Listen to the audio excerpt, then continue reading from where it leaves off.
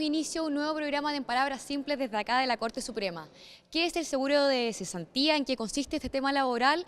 Eso es lo que vamos a ver el día de hoy en nuestro programa, pero antes los invito a ver el siguiente material que hemos preparado para ustedes. La Ley 19.728 del 2002 creó el seguro obligatorio de cesantía para los trabajadores dependientes con contratos indefinidos a plazo fijo o por obra o servicios regulados por el Código del Trabajo. Cada afiliado tiene una cuenta individual en la que se depositan mensualmente las cotizaciones aportadas por el empleador y el propio trabajador. En caso de cesantía, el trabajador puede realizar tantos giros mensuales como su saldo lo permita.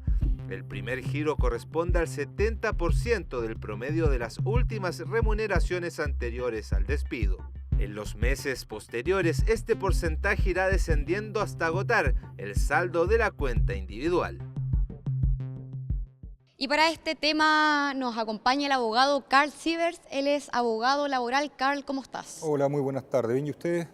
Bien, muchas gracias. También nos acompaña Sebastián Maril. Él es periodista del canal del Poder Judicial. Seba, ¿cómo estás? Hola Daniela, ¿cómo estás? Carl, muchas gracias por estar con nosotros hoy día para hablar un tema súper interesante porque hay mucha gente que no sabe que de repente ya en el minuto que es despedida le dicen, bueno, pero ahora vas a cobrar el seguro de cesantía y es como una plata mágica que aparece, de repente uno no sabe mucho por dónde viene, esto refiriéndonos obviamente a los trabajadores que están con contrato. ¿Nos puedes contar acerca de este mecanismo que tiene nuestra legislación para resguardar un poco a los trabajadores desempleados?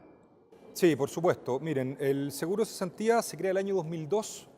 La ley que lo crea es la ley 19.728, ¿ya? Y que establece que con posterioridad al 1 de octubre, vale decir a partir del 2 de octubre de ese año, el seguro de cesantía va a ser obligatorio para todas aquellas personas que inicien una nueva relación laboral o que la reinicien. Vale decir, para que se entienda esta idea porque es importante este detalle. Si es que yo tenía un contrato de trabajo vigente el año 98, 99, 2000, ¿ya? Y con posterioridad al año 2002 soy desvinculado, cuando me contrate nuevamente, a modo de ejemplo, el año 2006, como reinicio una actividad laboral, el seguro obligatorio también se hace, valga la redundancia, obligatorio para mí, ¿ya? La gracia ha estado, lo que pretendía la ley es que todo trabajador dependiente, vale decir sujeto a contrato de trabajo, quedase protegido y cubierto por este seguro de cesantía o también mal llamado seguro de desempleo. Ahí la ley utiliza como término sinónimo estos dos términos, cesantía y desempleo, cuando técnicamente son cosas distintas. El monto para cotizar respecto a este seguro, vamos a ver que hay que distinguir cómo se cotiza. Tenemos que ver y entrar a detallar si es que es un contrato de trabajo de carácter indefinido o si es que es un contrato de trabajo a plazo fijo. En ambos casos, el monto de la cotización es de un 3% de la remuneración imponible, pero con un tope distinto a, por ejemplo, lo que pasa en materia de pensiones. En materia de pensiones, hoy día es de 78,3 UF el monto imponible, y para seguro de cesantía es de 117,5 UFs. ¿Ya? Entonces, sobre esas 117,5 UF se cotiza el 3% de la remuneración. Y aquí hay que entrar a ver ahora cómo se cotiza, porque aquí encontramos un aporte tripartito. Vale decir, aporta el empleador, el trabajador y el Estado también, ¿ya? Analicemos, si ustedes quieren, en primer lugar el caso del aporte del seguro de cesantía en el caso de un contrato a plazo indefinido. Este 3% se descompone, ¿ya? Y el trabajador de su remuneración aporta el 0,6% para su cuenta individual. Esto opera en términos similares o muy parecido como opera el sistema de las AFP, del administrado de fondo de pensiones. Entonces, ese 0,6 lo cotiza el trabajador directamente a su cuenta individual. Y el 2,4 restante se subdivide. El empleador un 0,8 lo aporta para otro fondo, que es el fondo solidario de cesantía, y el 1,6 restante lo aporta para la cuenta del trabajador directamente. En consecuencia, queda un 2,4% que va directamente para la cuenta del trabajador y el saldo restante para el fondo solidario de cesantía. Y el Estado anualmente determina una cantidad de dinero que lo aporta en 12 cuotas mensuales, que va ese monto directamente al Fondo Solidario de Cesantía, y este Fondo Solidario de Cesantía tiene por objeto poder apoyar a aquellas personas que, teniendo poco monto en su cuenta individual, a modo de ejemplo, imagínate, llevabas tú trabajando 6 meses y fuiste despedido o desvinculado, a lo mejor lo que alcanzaste a juntar en tu seguro de cesantía es muy poco. En consecuencia, como tú no tienes recursos, podrás, dado ciertas circunstancias y requisitos, obtener fondos del Fondo Solidario de Cesantía, para poder tener en el fondo para copiar este seguro con una cantidad de dinero que te permita de mejor manera encontrar trabajo y mantenerte económicamente durante este periodo de cesantía. Pero Carl, ¿qué tipo de trabajadores, o sea, es decir, qué requisitos tienen que tener los trabajadores para optar a este seguro de cesantía? Bien, en primer lugar, ser trabajadores sujetos a contrato de trabajo, vale decir trabajadores dependientes, ¿ya? Porque la ley hace algunas exclusiones, por ejemplo, los funcionarios públicos, los miembros de las Fuerzas Armadas de Orden y Seguridad, las trabajadoras de casa particular y los aprendices, a grosso modo. Esas personas no están cubiertas por el seguro. O sea, sujetos al Código del Trabajo. Claro, trabajadores dependientes con contrato de trabajo. Esa es la regla general para efectos del seguro de cesantía. ¿Y qué pasa con los trabajadores que no están dependientes, por ejemplo, trabajadores públicos?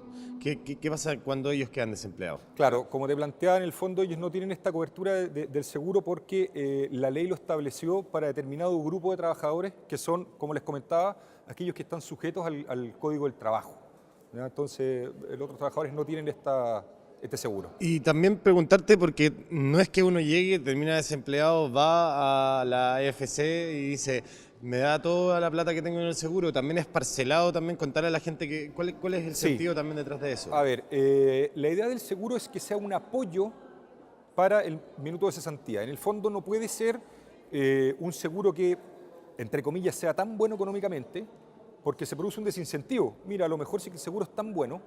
¿Para qué vuelvo a trabajar? Claro, y de hecho eso pasó en España.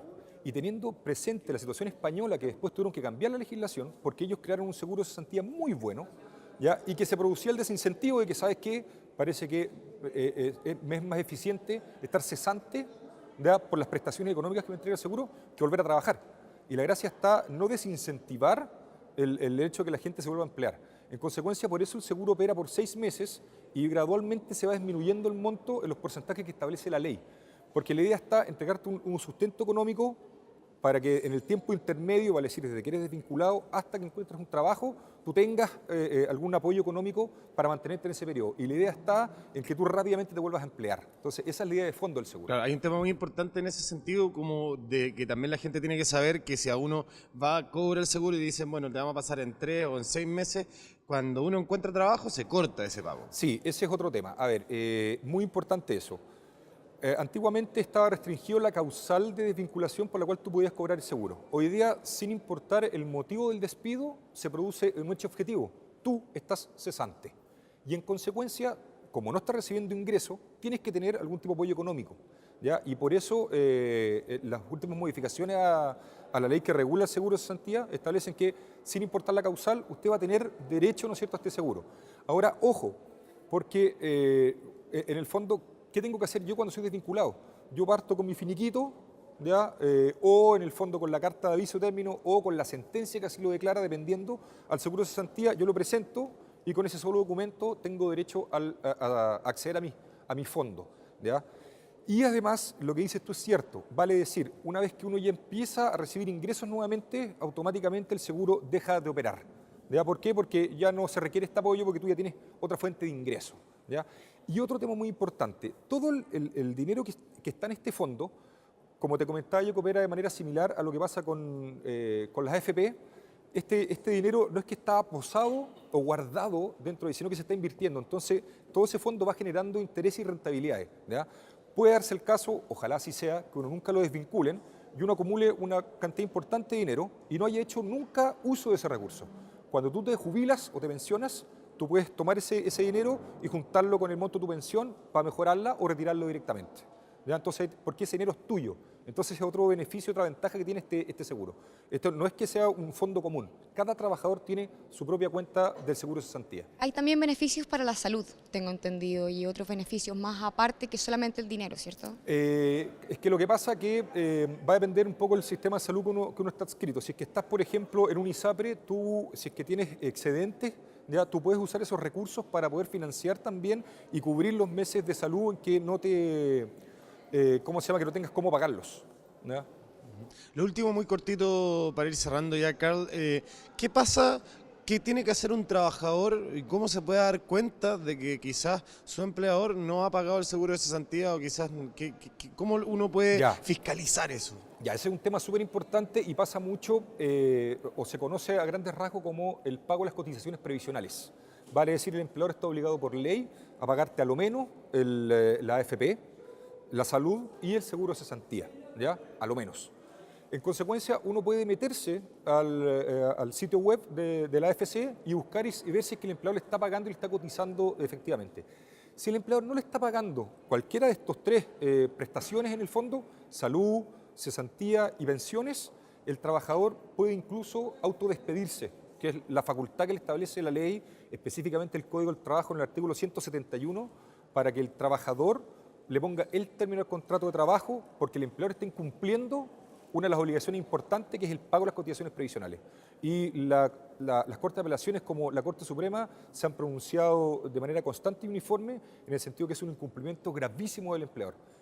Y por ende, el empleador puede autodespedirse por el no pago de estas prestaciones en el fondo previsionales. Y el empleador tiene que poner...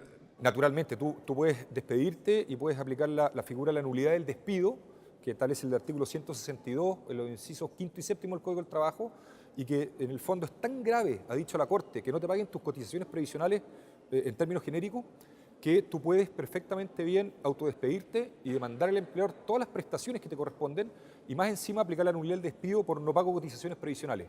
Vale decir, el empleador está obligado hasta que las pague de pagarte todas tus remuneraciones, aun cuando ya se haya terminado la relación laboral. Y ahí evidentemente sería recomendable dejar una denuncia a la Inspección del Trabajo. Sí, efectivamente. Y ahora basta ya, porque aquí tenemos documentos objetivos. En el fondo, basta con que uno se meta a su ISAPRE, a su AFP o al fondo, a la AFC, y que pueda revisar que no están pagadas para hacerlo presente al empleador y poder incluso autodespedirse, ¿ya? Con multas graves, me imagino. El empleador tiene que pagar multas, intereses y reajustes y por ley no se las pueden condonar ni rebajar. Entonces tiene que pagar todo lo que deba por concepto previsional, ¿ya? Y que la verdad que para los empleadores es un tema gravísimo, porque si es que uno contrata también con el mercado público, Chile Compra, la sanción establecida para este efecto también es muy grave, ¿ya? Bueno, sin duda podríamos seguir hablando de este tema que nos sujeta a todos los trabajadores que nos regimos bajo el Código del Trabajo. Carl, te agradezco por haber asistido a nuestro programa en Palabras Simples. A ustedes, muchas gracias. Sebastián Marín, también me despido de ti. Muchas gracias, Daniela, y también me despido de ti, Carl. Muchísimas gracias. Y además también dejar invitados a nuestros usuarios a que visiten nuestra página www.poderjudicialtv.cl, donde van a encontrar este programa y muchas más informaciones ligadas a la justicia chilena. Que estén muy bien.